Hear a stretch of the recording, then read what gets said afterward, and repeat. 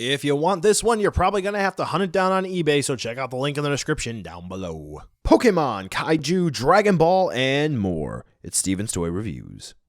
Hello collectors, it is Steven here, and we are going to take a trek back to the Hoenn region in this review, where we're not going to be taking a look exactly at Kyogre or Groudon. We're going Emerald version, and we are going to be taking a look at the X Plus Gigantic Neo series. So many buzzwords, can we just get to the point? Rayquaza from X Plus. So the folks who bring you all of those awesome, humongous Godzilla figures and anime girl figures finally bring us some cool Pokemon figures. We've had Mewtwo, Charizard, and now we have Rayquaza. And oh boy, wow, did they do a number on this one. Yeah. So Rayquaza retails for about $130 to $150 depending on where you're able to get it from, and that is asking a bit much out of this figure. Why? Well, let's take a look why you might want to add this to your collection. I don't think you'll want to after this review. Similar to the Tomy figures that I showed you in the beginning, Kyogre and Groudon, Rayquaza here has a very nice sculpt, and I do think that X Plus did a great job in that department.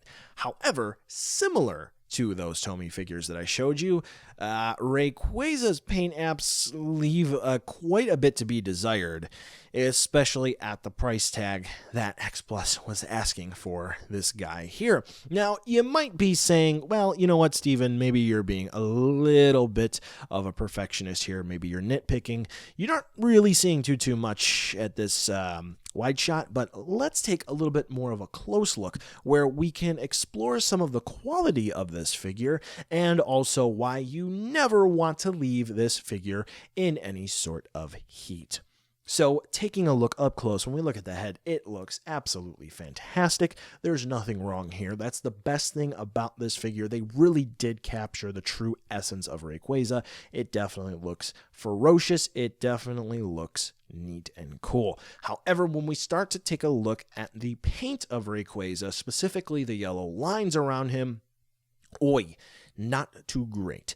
It definitely does look choppy. It's not clean, to put it lightly. There are definitely some paint slop around some of them, and even on this picture here that you're taking a look at, no, that is not a crack in the vinyl there.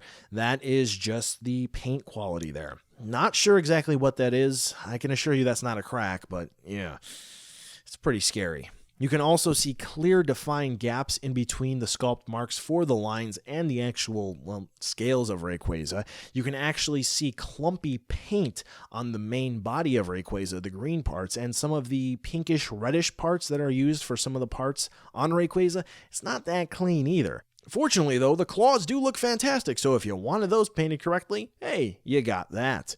Now, something else to keep in mind, we do have those black spots on Rayquaza as well, where all the different segments join into the body. You may be taking a look at those, and you may think to yourself, something looks off there. That's because they're glued together. What's wrong with that? I'll show you in a minute. So as I'm showing you continuously throughout the figure, some of the yellow spots on Rayquaza, it definitely looks like paint is bleeding over or it's just not painted fully. We can definitely see clumpy green paint. We can definitely see that the red or the pink, whatever you would prefer to call it, paint is not very good. The spray isn't great. There's a lot of bleed over. Essentially, I'm kind of beating a dead horse here. The paint on Rayquaza is just simply not good.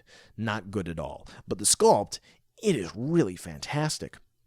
Now, what am I talking about not wanting to leave this figure in any sort of heat? Well, as you may or may not be familiar with, sometimes reviews aren't done all in one sitting, and I did leave my Rayquaza sitting up on his little perch on my shelf for about a week and a half untouched. When I brought him back down to finish the review, I noticed he was drooping ever so slightly. When I went to make a very slight adjustment to Rayquaza, I heard a nice pop. Yeah, that was a fantastic feeling.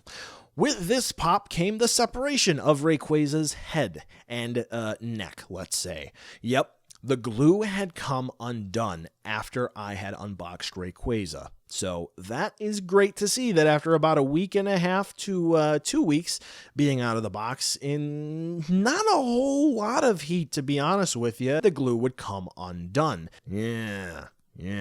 Another thing real quick here. Rayquaza doesn't have any articulation, so we'll move on over to the accessories where Rayquaza has this really neat looking display base, which seriously, it is very cool.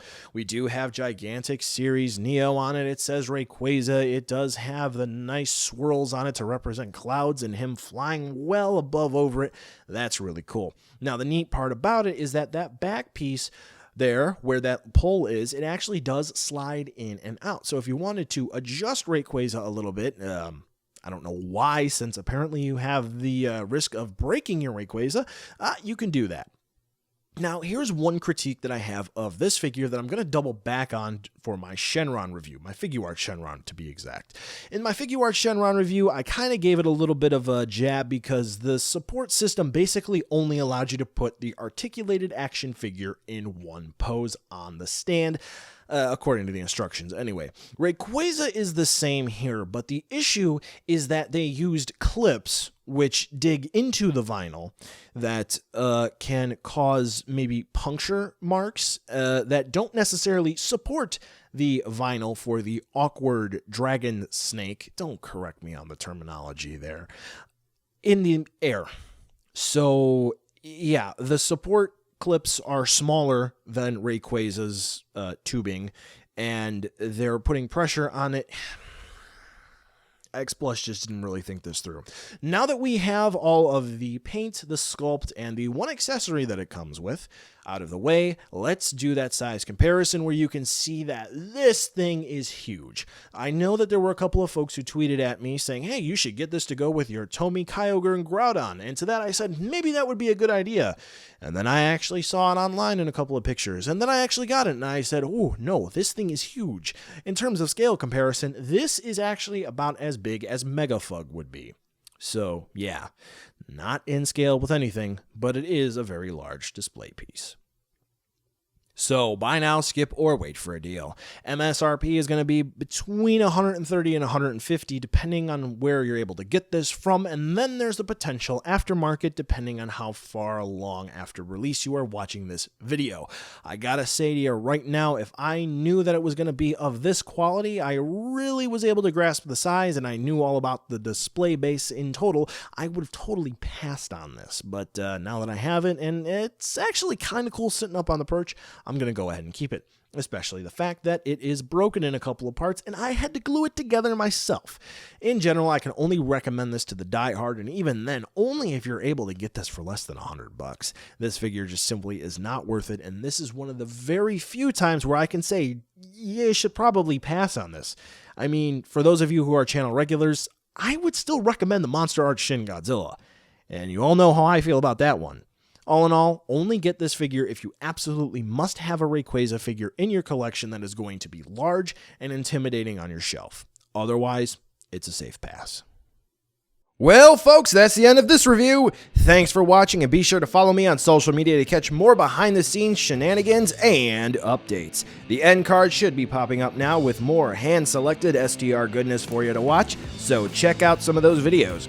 Be sure to check the description too to see where you can buy this figure or others like it, and some cool links like the credits for this video and other ways you can help out the channel. Thanks again for watching, and I'll catch ya in the next video.